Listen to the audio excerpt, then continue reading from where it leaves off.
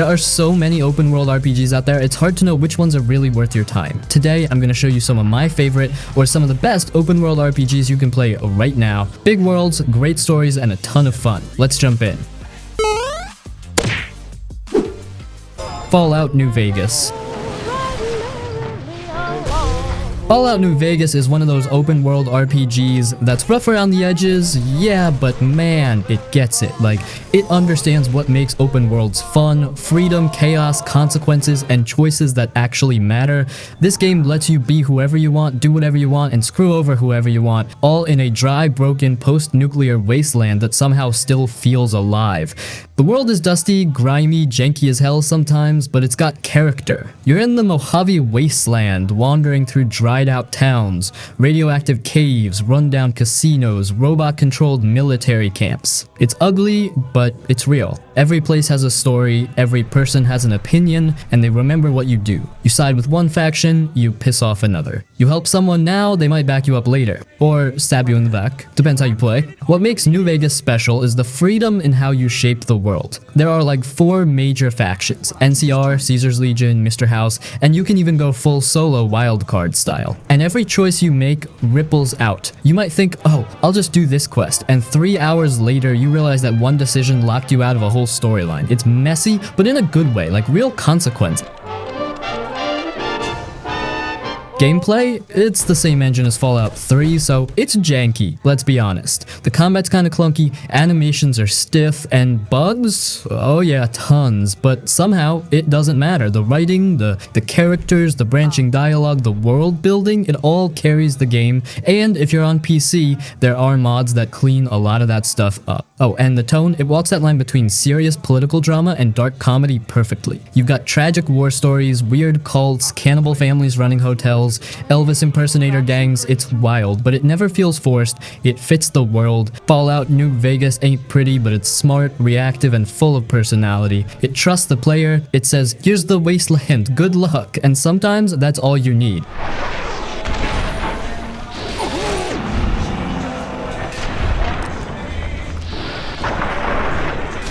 Cyberpunk 2077.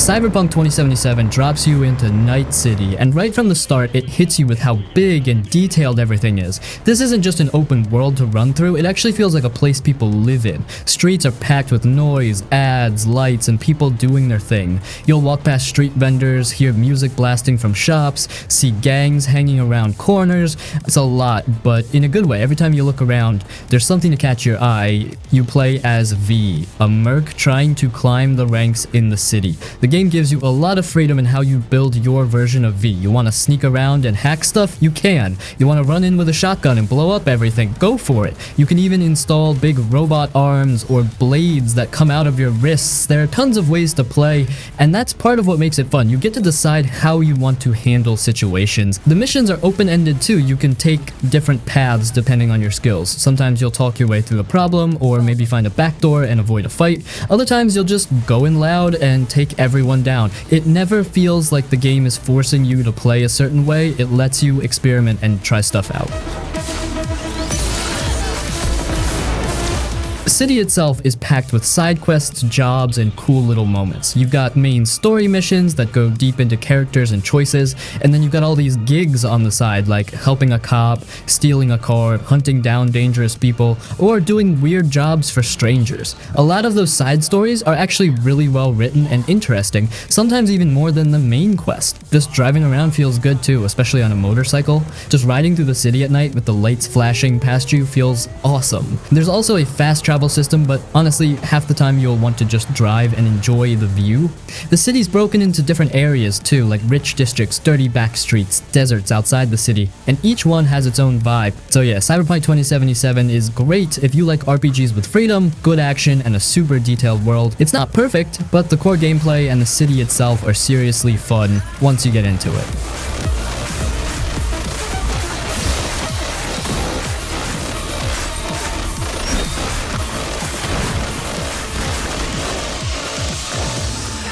Gothic II. Know what fate. Let's go old school with Gothic 2. This one's a real cult classic. It might look kinda dated now, but back in the day, this game defined what it meant to be dropped into a living, breathing world and told, figure it out yourself. You start as the nameless hero, just a regular dude who survived the first game, and now you're stuck in this dangerous medieval land crawling with bandits, wild animals, and angry townsfolk. No overpowered gear, no hand-holding, no glowing quest markers. The game straight up doesn't care if you're ready or not. You walk into the wrong area early on, something's gonna kill you fast. But that's the beauty of it. Gothic 2 earns your respect. It makes you feel weak at the start, but every little bit of progress, every skill you learn or armor upgrade you get, it matters. You really feel yourself getting stronger, and that slow growth hits harder than most modern RPGs where you're a god from the jump. With the help of the soldiers and the magicians who live around here. The open world isn't massive like today's games, but it feels dense. Every forest path, cave, or cliffside can lead to something. A hidden chest, a side quest, a character doing something weird. And people in the world actually react to your actions. Steal in front of someone, they'll call you out or attack you. Try to barge into a restricted area, guards will kick your ass. It makes the world feel alive, even if the tech is old. The factions are also a big part of the game. You can join the militia, fire mages, or mercenaries, and each one changes how people treat you and what skills you can learn. And Gothic doesn't let you do everything in one run, you gotta choose. That gives the game real replay value. Combat's janky, let's be honest. Especially if you're new to it, the controls feel clunky and it takes a bit to get used to fighting properly, but once it clicks, it's satisfying in that old school way. You can't just mash buttons, you gotta time your hits, manage your stamina, and actually think about fights. Same with magic, it's powerful, but you gotta work your way up to it. There's also a real charm to the world. The voice acting is kind of rough, the animations are stiff, but somehow it all works. The characters feel like real people with their own lives. The world has this raw, gritty tone that doesn't care about looking polished. It just feels honest. Gothic 2 definitely isn't for everyone. It's hard, kind of awkward, and doesn't explain much. But if you want an RPG where you're dropped into a wild world and have to survive, grow, and make your own way, this game nails that. It's open world done right, just in an old school, no hand-holding kind of way. He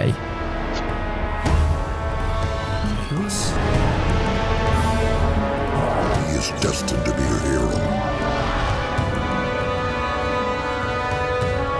Xenoblade Chronicles.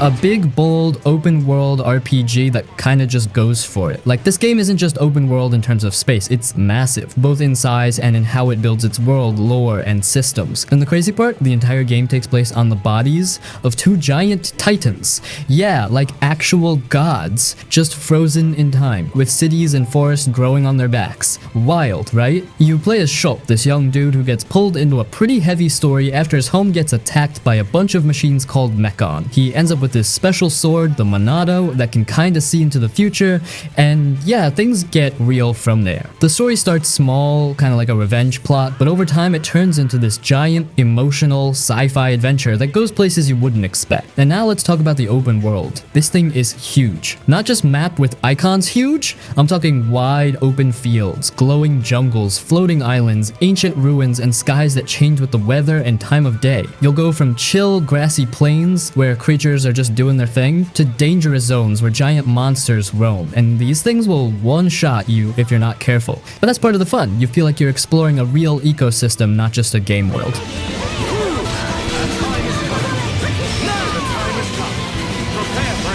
And it's not empty either. There are hundreds of side quests, hidden items, secret locations, optional bosses, and a whole bunch of NPCs with their own schedules. Like, people actually walk around, go to sleep, eat meals.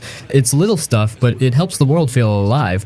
Combat's real time with this MMO style twist. You auto attack, but you also use special moves that recharge over time. It's all about positioning, timing, and combos. You control one character and let the other two in your party do their thing, but there's a lot of strategy involved. Plus, the Monado gives Shulk special abilities to counter strong enemies and help your squad. It starts off feeling simple, but the more you play, the more depth it opens up. Leave it to me. Now, it's not perfect. The UI can get cluttered, some side quests are kinda samey, like go collect 5 bug wings type stuff, and early on, there's a lot of menus to learn. But the game gives you so much freedom to explore and play how you want that it's easy to get lost in a good way. So yeah, Xenoblade Chronicles is a mix of epic story, massive open world, deep systems, and straight up emotional moments. It's the kind of game where you look at the map and go, whoa, I can go there, and then 10 hours later, you're still exploring that one spot because there's just that much packed into it. The future I see, it isn't set. So I can use this power to change the future. And that's exactly what I intend to do. Kingdoms of Amalur Reckoning.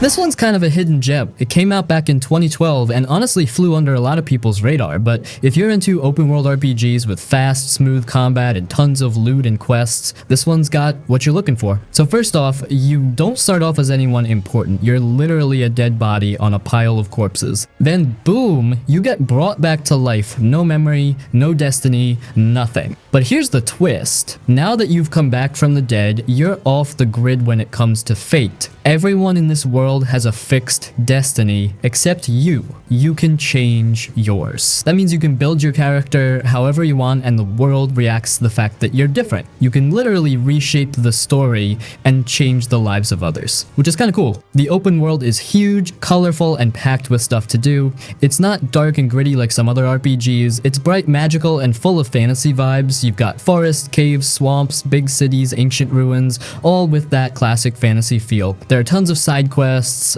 faction storylines, and secret dungeons to stumble into. It's got a bit of that checklist vibe, like there's always another thing to explore or loot around the corner. If you like just cleaning up maps and getting stronger while doing it, it hits that spot. Now, where Amalur really shines is the combat. This ain't a slow, clunky RPG. It plays more like an action game. You've got dodge rolls, combos, magic abilities, and different weapon types like daggers, chakrams, swords, bows, and staffs, and they all feel fast and fun. You can mix and match them too, like go stealthy and then instantly switch to full-blown magic or heavy weapons mid-fight. The flexibility is really what makes the gameplay addictive. And the animations, even now, they still look slick. The leveling system is super open. You've got 3 main paths, might, finesse, and sorcery, and you're not locked into any of them. You can mix all 3 and make your own custom build, and later on you even get these destiny cards that give bonuses depending on how you've spec'd your skills. It's super flexible and really lets you play your way. Now for the flaws, the world looks big and detailed, but it's not always that interactive. NPCs mostly just stand around, and the choices you make in quests don't change much. The story is decent, but it doesn't hit super hard emotionally.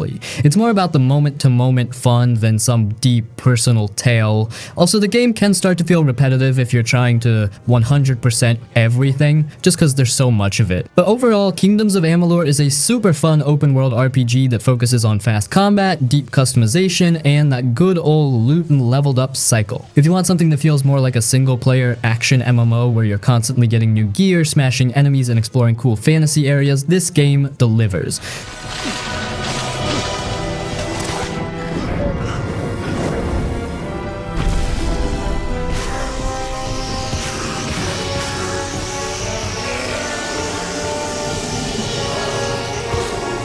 Fable II. Make a stack. Now this one's got a special kind of charm, man. It's not the biggest open world out there, and it's not super complex or deep like some other RPGs on this list, but it's fun, it's stylish, and it's got heart. It's the kind of game that doesn't take itself too seriously, but still gives you that full open world RPG experience, choices, quests, powers, and a world that actually changes based on what you do. You play as a kid in the beginning, just a nobody on the streets living with your sister, then something tragic happens, and years later you're grown up and on a path for revenge. But how you get there is totally up to you. You can be a hero, a total jerk, or something in between. And yeah, the game remembers. People in towns react to your choices. If you're evil, they're scared of you. If you're nice, they love you. You can literally buy every house in the game, become a landlord, get married, have kids, or just go around farting in public. The game lets you mess around. The world isn't massive, but it's broken into cool, handcrafted areas that are full of personality. You've got spooky forests, peaceful farms, shady towns, castle medieval ruins, it's not just copy-pasted terrain. Each spot feels like it has a story, and as you move through the game, you'll see the world change. Like, if you choose to develop an area, it becomes modern and rich. If you ignore it, it might stay poor and rough-looking. That kind of stuff really sticks with you. Combat is simple, but it feels good. You've got melee, ranged, and magic, and you can mix them on the fly. It's not super deep, but the way your character grows over time is really cool. You'll see your hero physically change depending on your choices. Eat too much, you get chunky. Use a lot of magic, your hands glow. Be evil, you grow horns. Be good, you get a halo. It's goofy, but it gives you that RPG feeling in a more visual, fun way. So yeah, Fable 2 is like the cozy, slightly weird fantasy RPG you didn't know you needed. Not the most epic or the most polished, but full of charm, freedom, and memorable moments. Definitely worth visiting if you want something light, playful, but still packed with choices and adventure. Be feared, worshipped, be mocked, be loved. Witcher 3. Of love and light. This is the open world RPG that changed the game for a lot of people. It's huge, yeah, but it's not just big for the sake of it. Every area feels like it matters. Every quest feels like it was written by an actual human, not just thrown in. And the world? It's dark, detailed, and full of life, even if a lot of that life wants to kill you. But you play as Geralt of Rivia, a monster hunter for hire, kinda like a medieval bounty hunter with magic. He's not a chosen one or some fresh-faced hero. He's grumpy, experienced, and honestly just trying to get paid and find the girl he sees as his daughter. What makes Geralt cool is that he already knows the world. You're not building a character from scratch, you're stepping into the boots of someone who's been around, and that makes the writing feel way more natural. The world is split into a few giant areas: Velen, Novigrad, Skellige, and more, and they're packed. Forests, cities, villages, swamps, mountains, islands, you name it. You're constantly running into weird stuff off the path. One minute you're hunting a werewolf, the next you're helping a ghost get closure or dealing with some dude who made a deal with a demon and now regrets it. And the crazy part, even the smallest side quests are well written. They're not just fetch quests. Most of them have twists or emotional beats that hit harder than you'd expect.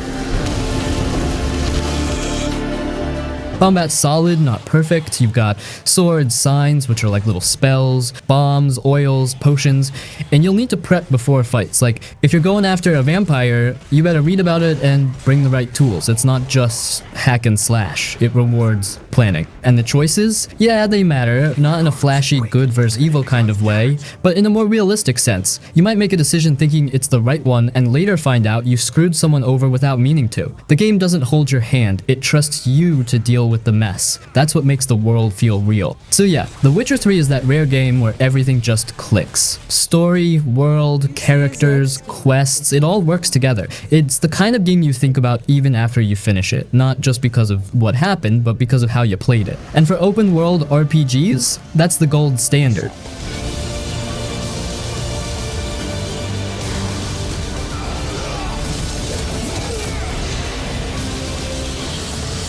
Dragon's Dogma Dark Arisen. Easily one of the most unique open world RPGs out there. It might not look or feel like your usual modern RPG at first glance, but the more time you spend with it, the more it pulls you in with its deep combat, weird systems, and that unpredictable, wild sense of adventure. You start off as a regular villager, literally a nobody, and suddenly a dragon shows up, wrecks your town, and rips your heart out. And somehow, you're still alive? That's how you become the Arisen, someone tied to the dragon by fate. It sounds dramatic, but the game doesn't treat you like some unstoppable hero. You gotta earn it. Now, the open world here feels dangerous and raw. It's not overly massive, but it's full of risks. You'll walk into a forest at night and suddenly get ambushed by bandits or wolves, or worse, run into a chimera or ogre you have no business fighting, yet nighttime especially is terrifying. It gets dark duck, and if you're not carrying a lantern, you're basically blind. That kind of design pushes you to think ahead and stay alert, and it makes every trip feel like a real journey.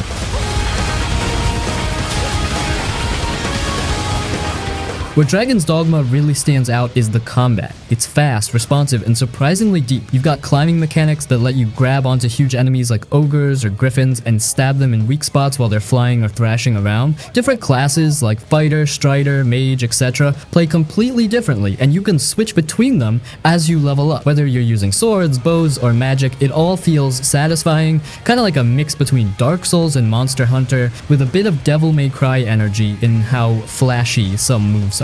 Then there's the pawn system, which is honestly kind of wild. You create a companion, your main pawn, who levels up with you and learns from your behavior. You also hire 2 other pawns made by real players, and they bring with them knowledge from quests and enemies they've seen in their game. So even when you're playing offline, it feels connected. It adds a strange but cool dynamic, especially when your pawn gives useful advice or gets picked by other players and comes back with gifts or gold.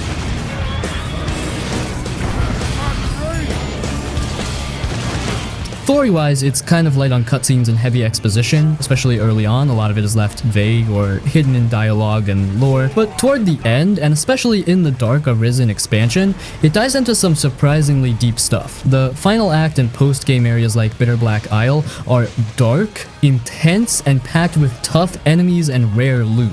That dungeon alone adds hours of challenging content. Now, yeah, it's got some rough edges. The world can feel a bit empty in places. The fast travel system is limited on purpose, and inventory management isn't the best. Some people bounce off it early because it doesn't explain things well, but if you stick with it, the game opens up into something really special. Dragon's Dogma Dark Arisen is one of those RPGs where the journey feels dangerous, the fights are exciting, and your choices in class and companions really matter.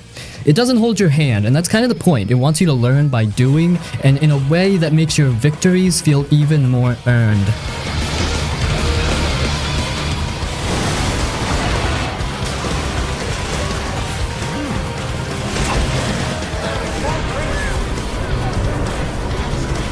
Divinity Original Sin 2. One of the most detailed, deep, and straight up smartest RPGs out there. This one doesn't just give you an open world to walk through, it gives you a world that reacts to almost everything you do. If you're the kind of player who likes experimenting, exploring, and getting into weird situations because you pushed a button just to see what would happen, this game is built for that. You start off as a prisoner, basically a nobody, with a magical collar slapped on your neck. You're being hauled off to a prison island for people with magic, aka sorcerers. From there, your journey starts, and how it plays out, that's entirely up to you.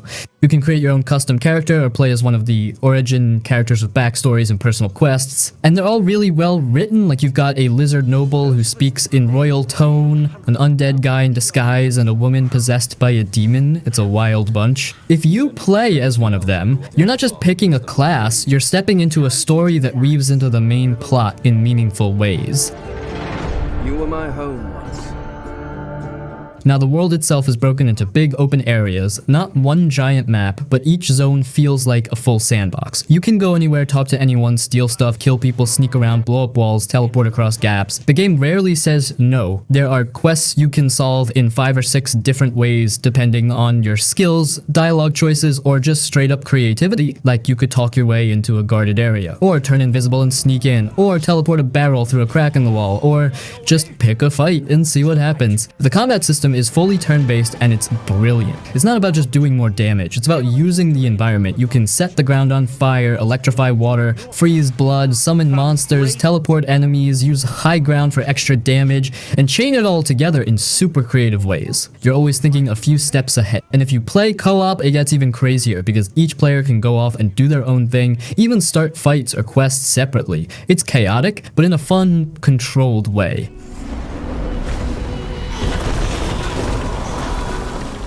Leveling up gives you a lot of freedom. You're not stuck in a box, you can mix magic, weapons, rogue skills, summoning, necromancy, whatever. And if you mess up, you can respec later. It's all about building the team you want. Now, fair warning, Divinity 2 is deep. It's a slower paced, more text-heavy game compared to your usual action RPG. If you're just looking for fast combat or big flashy cutscenes, this ain't it. But if you want an RPG that rewards thinking, exploring, and role-playing your way through every situation, it's top tier. We can do it together. But when we reach that summit, only one of us can be divided.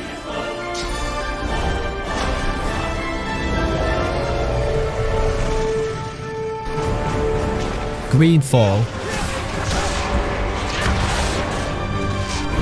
Now, a game that might not have the biggest budget or flashiest graphics, but it absolutely delivers when it comes to story, world building, and that good old school RPG feeling. You play as De Sardet, a noble from a powerful merchant family, and your mission is to travel to a mysterious island called Tir Freydi. The island is full of magic, strange creatures, and local tribes, and it also holds the possible cure for a deadly disease that's wiping out your homeland. So yeah, the stakes are high, but the cool part is how you deal with everything on the island is completely up to you. The world itself is open, but it's more like a bunch of big zones instead of one seamless map. That actually works in its favor. Each area is packed with quests, secrets, and detailed environments. You'll explore forests, villages, ruins, and big cities, and each place feels handcrafted. The game gives off a strong 17th century colonial fantasy vibe, muskets, swords, old school diplomacy, and a lot of tension between the different factions.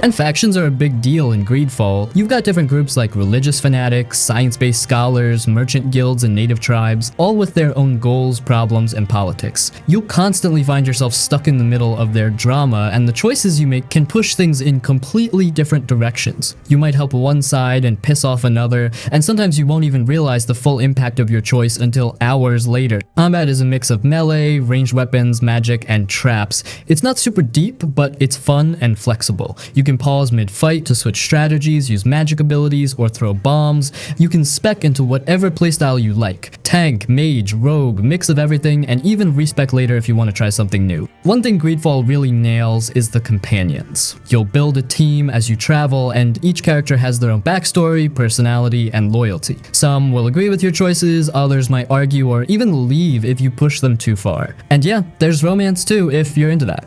Their quests are some of the best parts of the game, giving you real insight into the world and the deeper struggles going on. I'm here. Pull yourself together. We didn't want this fight. Now, it's not a perfect game. The animations are a little stiff, some areas feel reused, and the enemy variety could have been better, but the writing, world design, and the way your decisions actually matter, that's where it shines. It feels like a mix of classic Dragon Age, The Witcher, and old BioWare-style RPGs, just a little rough around the edges. If you want an RPG that focuses on diplomacy, choices, and a unique setting with cool lore and decent combat, GreedFall is 100% worth checking out. It's one of those games that may not seem like a big deal at first, but it slowly pulls you in with its charm, world, and the feeling that you're shaping the story as you go.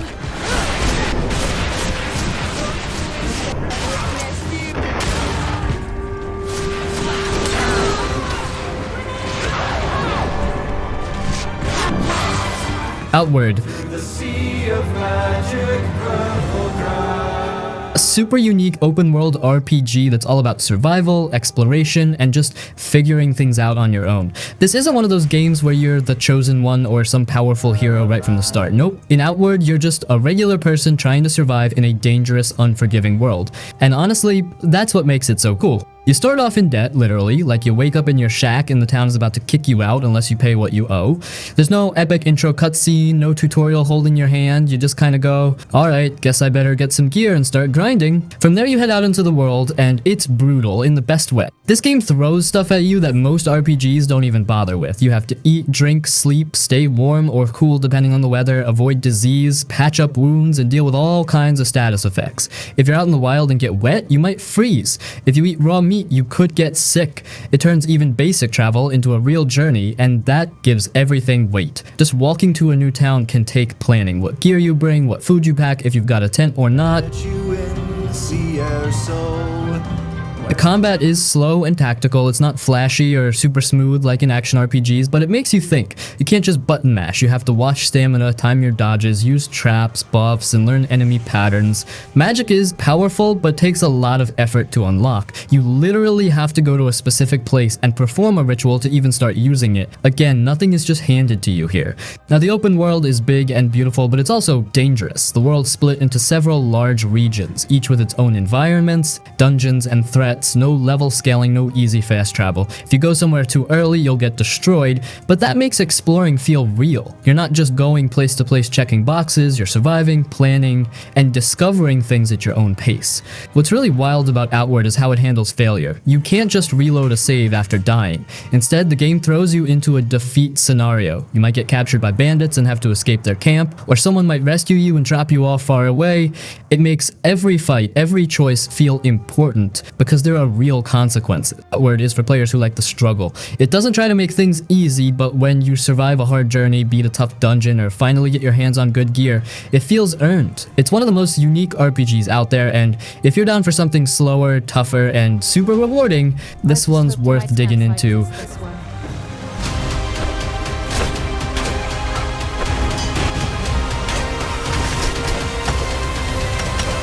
Vampire the Masquerade Bloodlines. This one's not your typical open world RPG. It's more like a semi-open world with big hub areas, but the freedom, choices, and role-playing depth are off the charts. You play as a brand new vampire freshly turned without permission, which in vampire society is a huge deal. So now you're thrown into the middle of this underground world full of vampire politics, shady deals, betrayals, and ancient monsters. And it's all happening in the dark corners of Los Angeles, in places like clubs, back alleys, warehouses, sewers, and creepy mansions. It's gritty, it's weird, and it pulls you in hard. Right from the start, the game asks you to choose your clan, and that totally changes how you play. Want to be a smooth-talking social manipulator? Go Ventru. Want brute strength and chaos? Try Bruja. Want to sneak around or be an outcast who sees visions and talks to themselves? Play Nosferatu or Malkavian. And yeah, if you go Malkavian, even the dialogue options are completely different and totally unhinged. It's honestly one of the coolest RPG systems ever.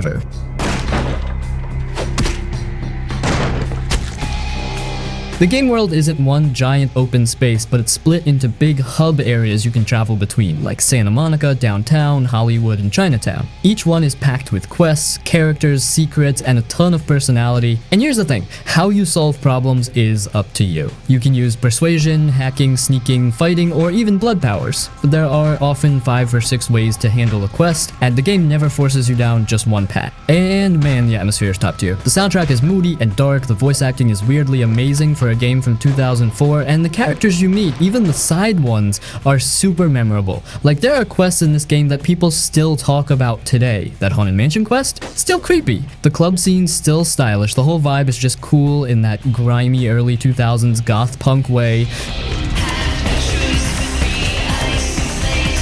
Now combat, yeah, it's not great. It was janky even back in the day. Guns feel clunky, melee is awkward, and enemy AI can be dumb. But honestly, most people play this game for the dialogue, the choices, the immersion, not for smooth action. There are fan patches that help fix stuff though, and if you're playing today, you'll definitely want those. What makes Bloodlines legendary is that it truly lets you roleplay. You feel like your choices matter. You feel like you're living in this secret, dangerous world. The game gives you freedom, but in a more personal, story-driven way than most RPGs. So yeah, it's old, it's messy, but it's one of the most alive RPGs ever made. If you care about story, choice, and world building over shiny graphics and clean combat, Vampire the Masquerade Bloodlines is still worth your time.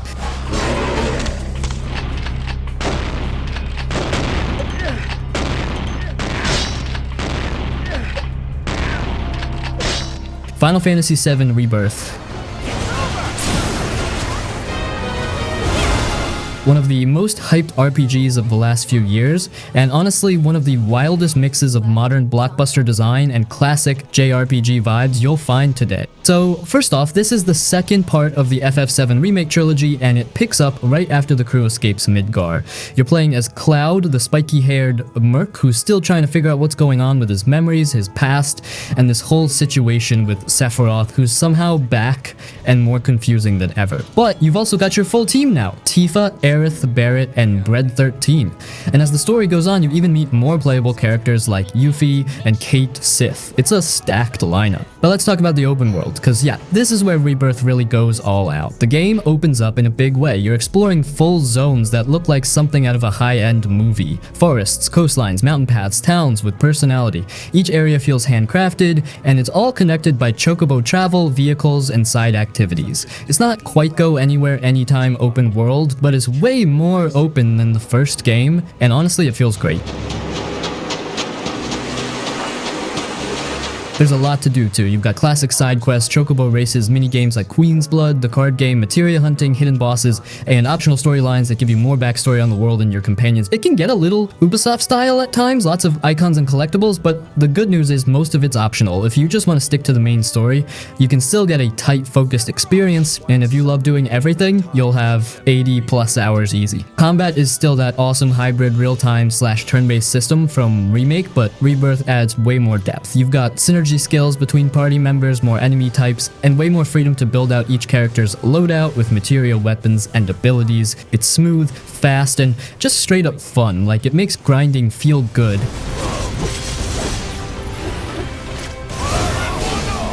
Now the story, man, it's both faithful and totally not faithful to the original. If you played the old FF7, you'll recognize key moments, but the writers have definitely gone a new direction. Some of it is bold, some of it confusing, and yeah, there's a lot of mystery stuff with alternate timelines or realities or whatever, but the heart of the story, Cloud's identity, the group's bond, the conflict with Sephiroth, it's all still there, just with more depth and emotion. Visually, it's gorgeous. Some of the best character models, environments, and animations you'll see in any RPG today. And the cutscenes? Straight up cinema. Square Enix always goes hard with presentation, and Rebirth is no exception. Now here's the thing, it's not perfect. There's a bit of open world bloat, some quests are forgettable, and it can be a lot to follow, especially if you're not deep into Final Fantasy lore. Plus, it's only part 2 of a trilogy, so don't expect full closure.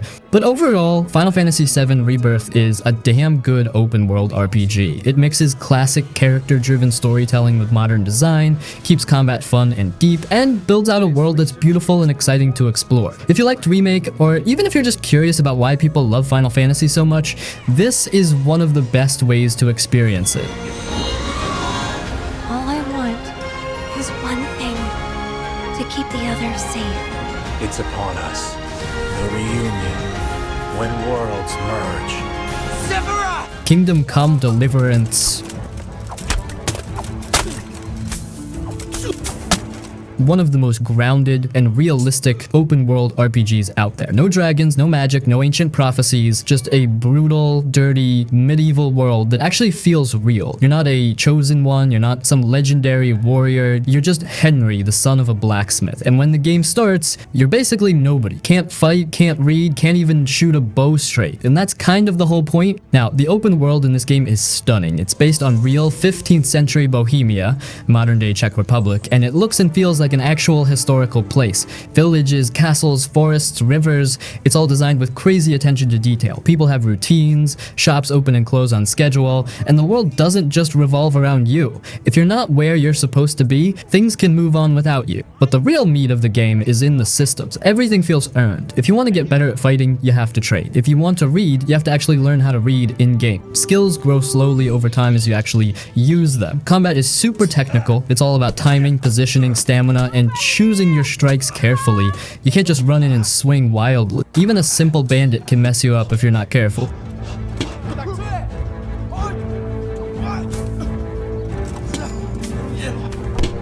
And yeah, this game is hard at first. It doesn't hold your hand, there's no magic fast travel unless you unlock it later, no big glowing markers telling you where to go.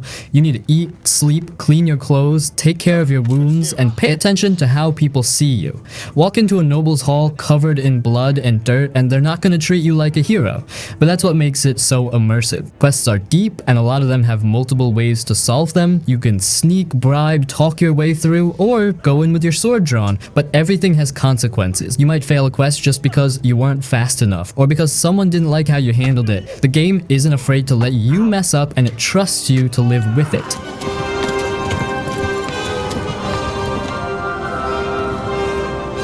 Now, yeah, there are rough edges. The game had a buggy launch, and while it's much better now, it can still be a little clunky. The save system is weird, you need a special drink to save manually, the UI takes getting used to, and sometimes it can feel slow. But if you're into deep, realistic role-playing in a world that doesn't treat you like the center of the universe, Kingdom Come Deliverance hits different. It's one of those games that really sticks with you, especially once you start leveling up and making a name for yourself. You'll go from a scared peasant who can barely swing a sword to a full-blown knight, but you'll remember every step of how you got there.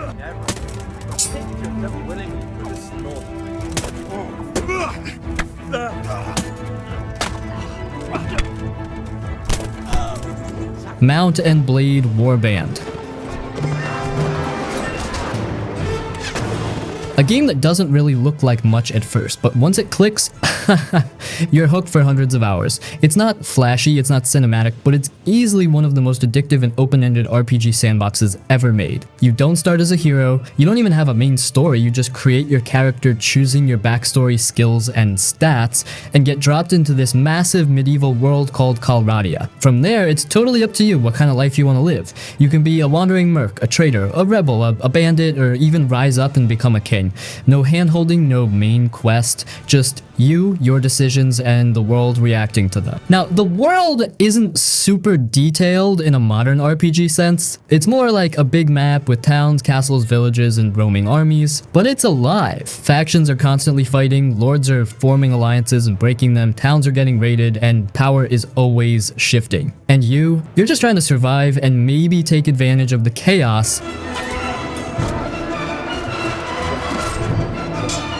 Combat is the real star here. It's all real-time, large-scale battles, and they're brutal and chaotic. You'll command armies of soldiers, ride into battle on horseback with a lance, lead sieges, and defend castles. And the crazy part, you're in it, not just giving orders from a menu. You're in the mud with your troops, swinging your sword, blocking, shooting arrows, or charging through enemy lines on horseback. The melee system takes some time to get used to. It's directional, skill-based, and not easy at first, but once you learn it, it feels incredibly satisfying. You can recruit soldiers from villages, train them up, equip them, and build your own personal army. And it's not just about numbers. Troop types, morale, positioning, and timing all matter. Losing half your army because you got cocky or attacked without a plan, that hurts, but that's what makes it good. Although you can also go political, swearing loyalty to a kingdom, becoming a vassal, managing land, or even starting your own kingdom. That's where the game really opens up. You'll be making alliances, capturing castles, dealing with rival nobles, and trying to hold your ground while everyone else wants your land. It's part RPG, part strategy game, part chaos simulator. Yeah, the graphics are outdated, yeah, there's not a ton of voice acting or cutscenes, but honestly, it doesn't matter. The systems are so deep and flexible that you just get lost in it. One moment, you're fighting off bandits in rags, the next, you're marching across the map with 100 soldiers under your banner. Mount and Blade Warband is not a game that tells a story to you. It's a game that lets you tell your own story. And every playthrough feels different. Some players go full warlord, some go economy and trade routes, some go lone wolf. It's totally open-ended. So yeah, not the prettiest, not the smoothest, but if you want a hardcore player-driven RPG that mixes action, strategy, and total freedom, Warband is still one of the best out there.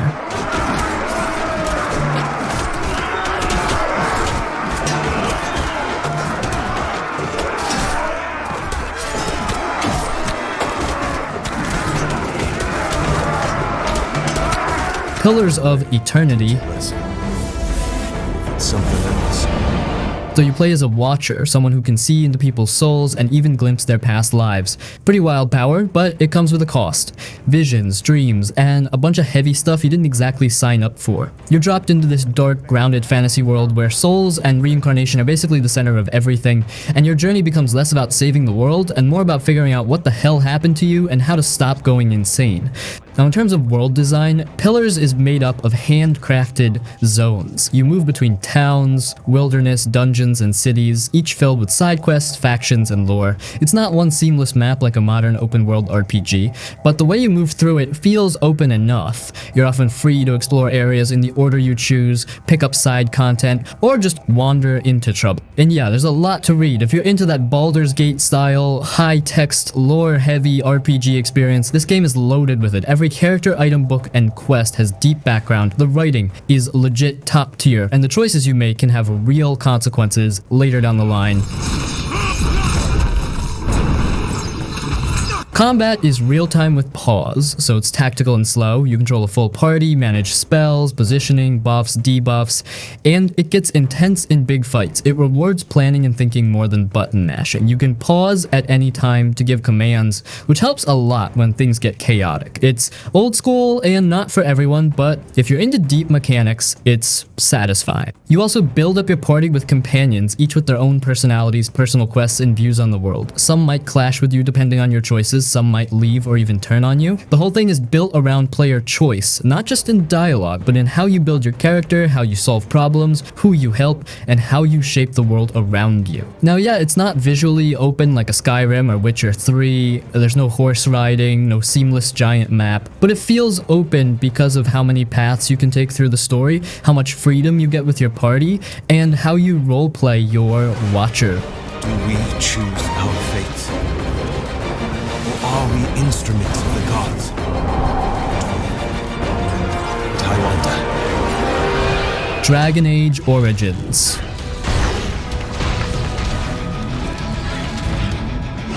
You play as a Grey Warden, part of an ancient order meant to stop these monsters called the Darkspawn, who are basically corrupt demon things coming up from underground to wipe out humanity. But here's where it gets interesting. The way your story begins actually depends on the race and background you pick. There are 6 different origin stories, like being a noble, a mage, an elf servant, a dwarf commoner, and each one changes how people treat you and how your story plays out. It's called Origins for a reason. The world of Ferelden isn't fully open, you don't walk seamlessly from place to place, but it's split into large hub areas and you decide the order you visit them. Need allies to stop the coming war? You can go to the dwarves in Orzammar, the mages in the Circle Tower, the elves in the forest, or even deal with werewolves and political drama. Each zone is basically its own mini RPG, packed with branching paths, side quests, and moral choices that really matter. And those choices, they're not just flavor. They can totally shift the story. Characters live or die, factions support you or turn against you. You can solve quests through violence, charm, lies, or logic, and the game reacts to what kind of person you're becoming.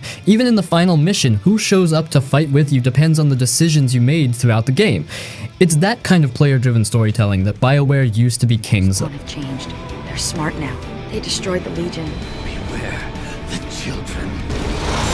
Combat is real-time with pause, where you can command each member of your party, plan out tactics, queue up spells and attacks, and make use of positioning. It's slower than modern action RPGs, but it gives you a lot of control, and on harder difficulties, it really forces you to think. Your companions are a huge part of the experience. Characters like Alistair Morgan and Liliana aren't just there for combat, they have personal quests, opinions on your choices, and full-on relationship systems. You can befriend them, romance them, or even turn them against you, and they'll call you out if they don't like what you're doing. That party banter, those tough loyalty moments, that's where Dragon Age really shines. The game's got a darker tone than a lot of fantasy RPGs too. It's gritty, political, and not afraid to deal with tough stuff, like corruption, betrayal, or wiping out an entire race depending on your choices.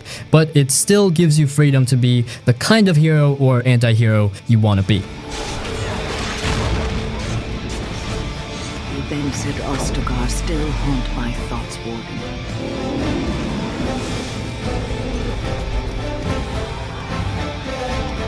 Yakuza Like a Dragon.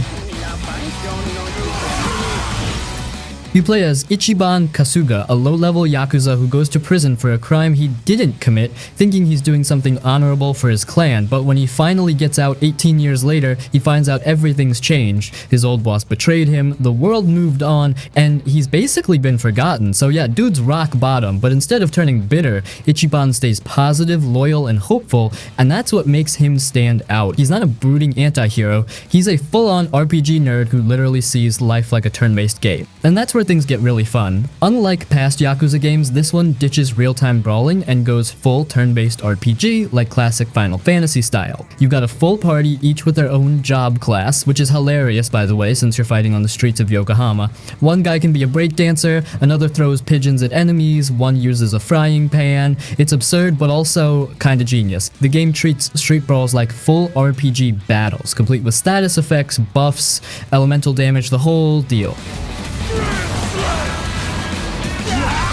The city of Ijincho is your big open world zone. It's not as massive as something like Cyberpunk or Witcher 3, but it's packed with stuff to do. Side stories, mini games, secret dungeons, item collecting, crafting, even running your own company. Seriously, there's a whole business management sim in here. The world feels lived in, not because it's massive, but because it's dense, with weird, funny, emotional things to stumble into. Story-wise, it's got that Yakuza drama, betrayal, loyalty, crime family politics, emotional twists, but with Ichiban at the center, it feels fresh and more heartfelt. He's a dork, but he's got heart. And watching him build a found family from total strangers is honestly one of the best parts of the whole thing. Now yeah, some folks might say it's not open world enough, but honestly, the amount of freedom you get in Ijincho combined with all the RPG systems, the insane job classes, and the story branching, it 100% earns a spot on a best open world RPG list. Yakuza Like a Dragon is weird, funny, deep, and totally unique. And if you want something that mixes turn-based RPG combat with street-level storytelling and a ton of heart, this game hits hard.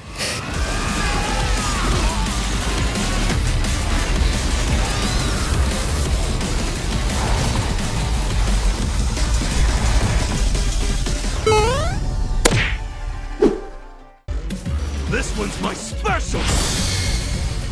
Get ready, buddy!